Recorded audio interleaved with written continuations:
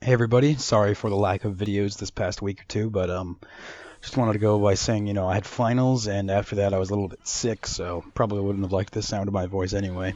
But I'm here to say that I'm back and hopefully I can get these new set of videos rolling out. So by next week I should have the channel back on like the old schedule of once every weekday. So thanks for listening to this little announcement and here is the real video.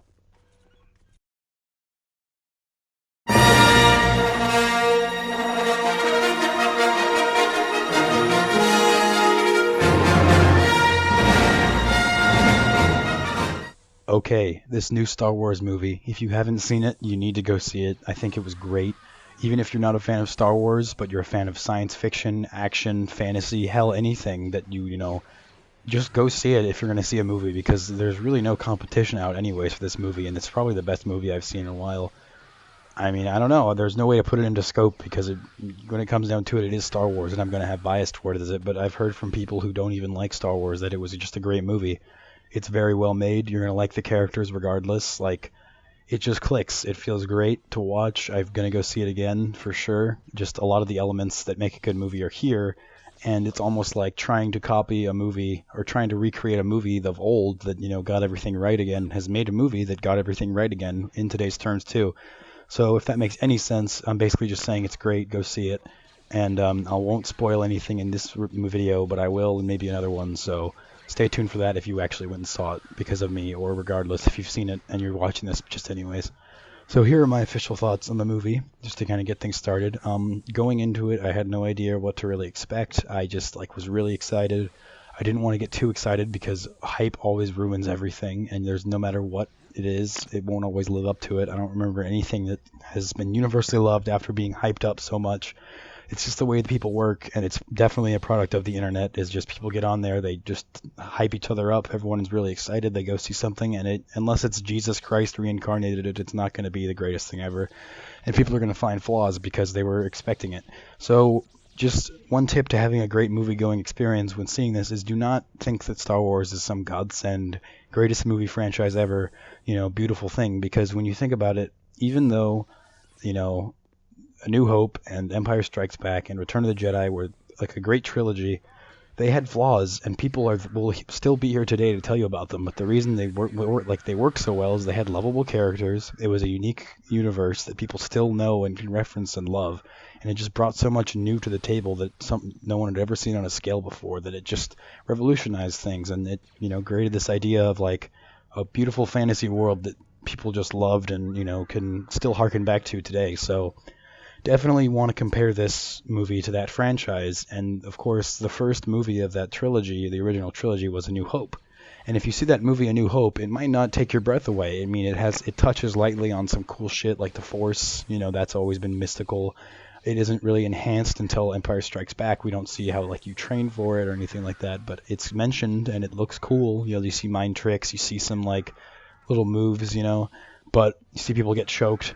But really, it's just a movie. It's there. It's A New Hope. It's cool, and it's not the best movie ever, but things really pick up in Empire Strikes Back. And the reason I'm talking so much about this movie is we need to compare the Force Awakens to A New Hope, because while this movie, The Force Awakens, was great, it's not going to be the best iteration of anything possible in this trilogy.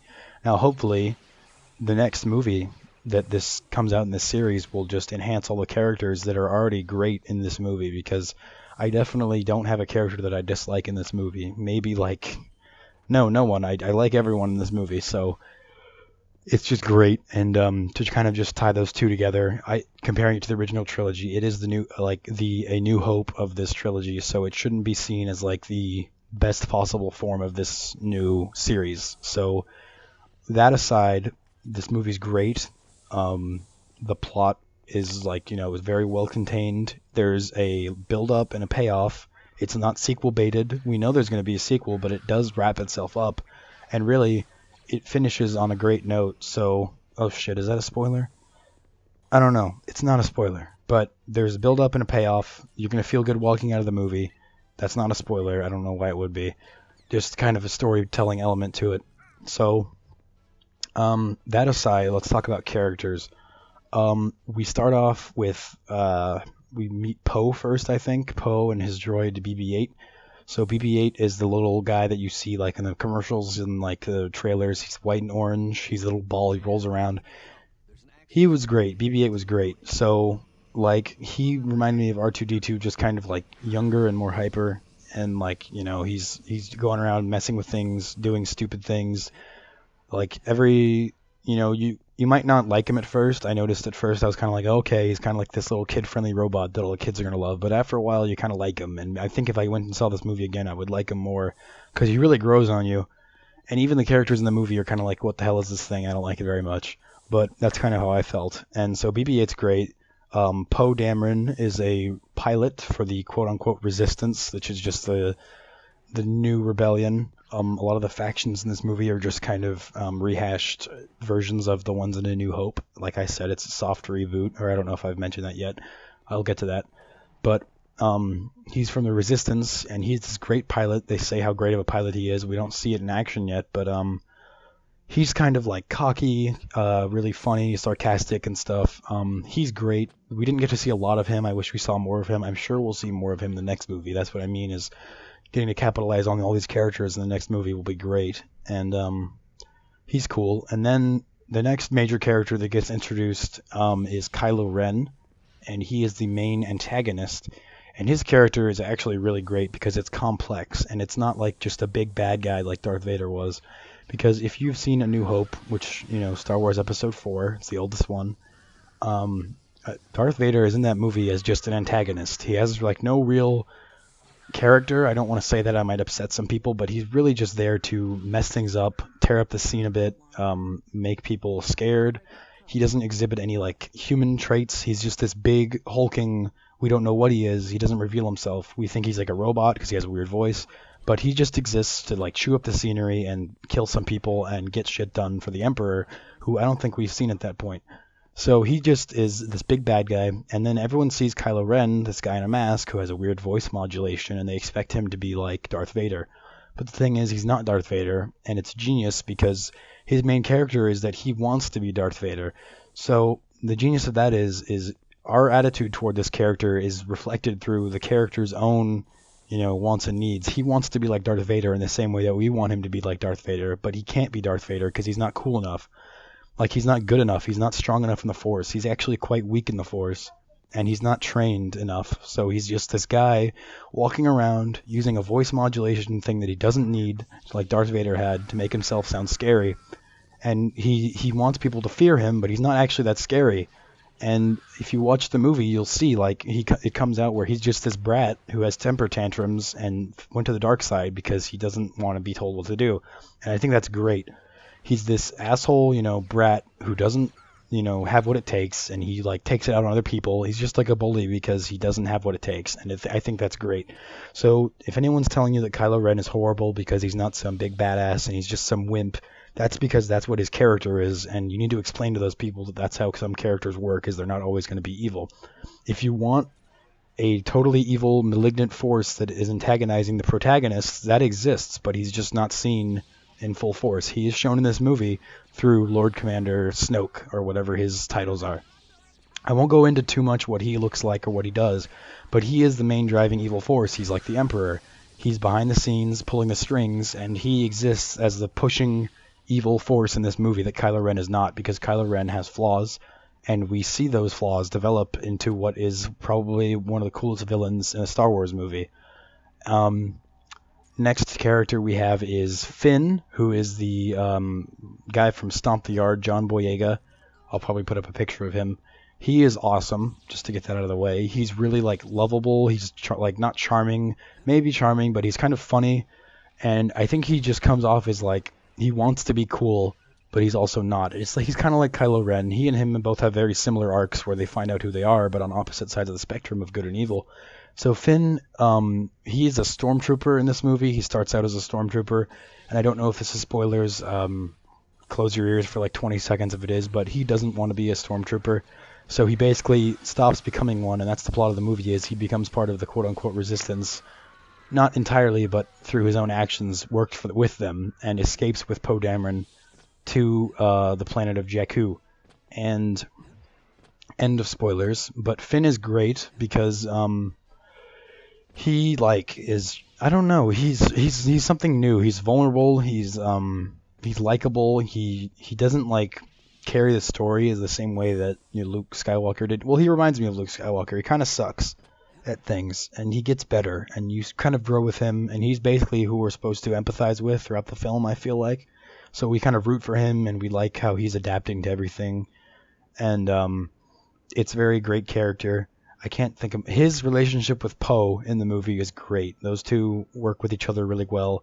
You instantly feel like they're friends, and like I really hope that they address more of that in the newer movie. It reminds me a lot of like Luke Skywalker Han Solo relationship, but not too much. Like these are two totally different types of people. And I really like Finn a lot. Next is my favorite character. I don't know if I already said Kylo Ren's my favorite. He's my favorite villain in Star Wars, but I really want to see more of Kylo Ren. Please make video games. Rey is my favorite character, and there's been a lot of controversy over her, but she is basically this girl who lives on Jakku, which is like the crux of the plot where everyone kind of meets and things go down, but it is the first planet, and she's lived there her whole life, and she's a scavenger, badass lady who goes around and sells junk to this guy for food every day so she can basically live, and she kind of just lives by the number, doing the same thing all the time. And Rey is like the second main character of this movie with Finn, and she goes through the plot too, and she's very like certain of herself. She's really driven, she's really cool, she hates being like told what to do, and like I think it's really funny whenever she's, or just a minor scene is like when she's like, it looks like she needs help, and Finn, being the cool guy that he is, sees that she needs help, runs toward her, and like looks like he's gonna save her in the classic, oh, this guy saves the girl, but no, she ends up beating up the people that are like attacking her or whatever, and doesn't even need his help, and then like she sees him, and the plot ensues, but it just kind of shows you how she can totally take care of herself. And one of the main controversies about Rey is that it seems like she's never really in any danger, because every time she's in danger, she gets out of it. And you might notice that in the movie, but I totally want people to realize that this is kind of what makes the character cool, is that she's the first time, or she's a character that totally believes in herself. It doesn't have to overcome an arc where she isn't sure of herself, or she isn't sure of herself. She kind of just is from the get-go. She knows that she has what it takes, and she kind of jumps into everything with naivete that she believes she can do anything. Like in the one scene, she jumps into a ship and doesn't know how to drive it, and the guy Finn is with her, and he's like, "Are you sure you can drive this?" And she's like, "I have no idea," but she drives it anyway, and that could have totally gotten them killed, but it didn't, because it's Star Wars and things just click. There's lots of coincidences and things just work because of the Force. You can just say that's the plot element, but she just works. I love to watch her do things because she is funny. She gets things done. Very cool to watch, and I would love to see more of her in the new movie or the next movie, because I think she's awesome, and I'm very excited. It's cool to have like a badass female Jedi for once. So ups to whoever wrote her character. Shit, did I ever complete the controversy? Yeah, it seems like she's never in any danger, and she's referred to as like a Mary Sue, which for those who don't know is a like female equivalent of a John something, which are just basically, funny names for someone who's never in danger and just kind of goes through the plot unhinged by anything else. And if you watch closely in the movie, hopefully you can realize that this is kind of a false argument. She is in danger. It might not be played up to like the extremes that it is with other characters, but we need to have a character that goes through the story and goes through kind of a completed arc of a story, who overcomes hardships, even if they don't seem very major to that character. As long as there are hardships presented, it's pretty cool. So don't get hung up too much on that. Who else is there in this movie? We see returning characters from the old movies. We see Han Solo. Han Solo's great in this movie. I heard another reviewer say that he's basically what Han Solo would be in 30 years, and that's very true, is that he's not just Han Solo as an old man. He's not like the same person as he would be if he was younger. He definitely seems older, more experienced. He's still stubborn, he's still cocky, but he's not young and, bashful as he used to be. He's more centered and kind of, we still see the world through the eyes of Han Solo, just in a more aged Han Solo, that it brings great closure to the character. Not closure, but just kind of a new view that they kind of nailed. And of course, Chewbacca's there too. I really don't know what to say much about Chewbacca. They use him perfectly in the movie. He hangs out with Han. Great character to have along for like comic relief, and not really comic relief, but he is also one of the characters that gets things done, and he's great to watch again and see him on there. Leia's there. Not much to talk about Leia. She's cool. She did her job in the movie. As far as I know, Carrie Fisher, who plays Leia, is pretty crazy, so it's great that she's back and she works as Leia, so that's cool. As far as I know, that's all who's left from the returning cast. So this movie's great. Honestly, go see it. I can't remember if I need to say anything else about it. Like, I definitely want to see it again. I want to see more of all these characters. I don't care if every character gets a spin-off. They're great.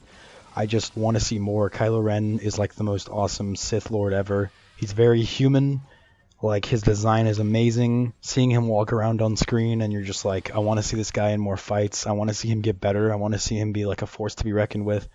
Like, it's just great being able to have a movie that you can just latch onto these characters and want to see more. So, Disney, J.J. Abrams, you guys did a great job. Thank you so much for making this great movie. I'm definitely going to go see it like 2 or 3 more times. I recommend you guys all go see it. I'm going to have it on Blu-ray, and thanks for tuning in. So, see you guys next time with my spoiler-included review of this movie. So, if you guys watch it, please check that out. I'm really excited to make it. Thanks.